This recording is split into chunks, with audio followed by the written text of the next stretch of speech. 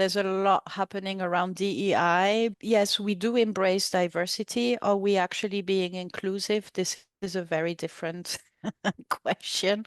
And so the thing is, I believe if you work in a psychologically safe environment, you know that you can go and talk to someone and say, listen, you know what? I felt really offended by what you just said. And this is how I feel. What was your intention behind it? And I tend to do that as well. You know, sometimes with colleagues, if I feel a little pinch, I'm like, oh, yeah, sorry, I feel a little bit, that didn't land very well with me, and this is the reason why. So when you have this psychological safety, if you know that you can have a chat with someone, and unfortunately, in a lot of companies, you do not have that.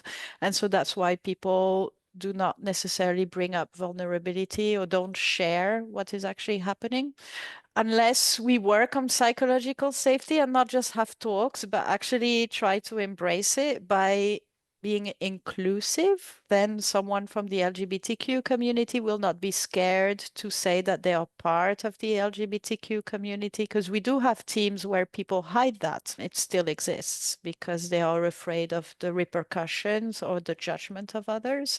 So I think that that is something that needs to be worked on in a lot of organizations.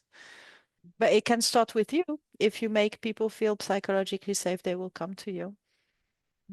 Yeah. And I want to add to that everything I've read about psychological safety, because a lot of the work I do with teams is it's in the background. People on the team will come to me and say, oh, well, this person did this, and I don't know how to speak about it. They're really stuck because they don't have the vocabulary or the language. Yes. And a lot of the psychological safety building is literally you get close to people by spending time with them. People feel psychologically safe the more you spend time and allow people to share what's going on instead of every single minute being Mm. super regimented and there's an agenda for everything. Like there's got to be some space for the steam to come off a little bit. And I find that that's not happening in a lot of companies. Mm. And I see that a lot when I do cultural awareness workshops. The moment I say, guys, when you have teams with your colleagues across the world, I said, just use 10 minutes at the beginning of the meeting just to touch base, have them talk about what they did, or if they have a festival.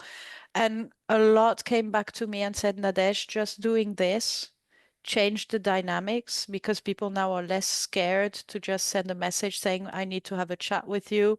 So it's just, as you said, embracing who the other person is that you have in front of the screen. Because most of the time, people working remotely will feel that they are just someone behind the screen. The connection is not really there. But if you build time to create that connection, it goes a very, very long way.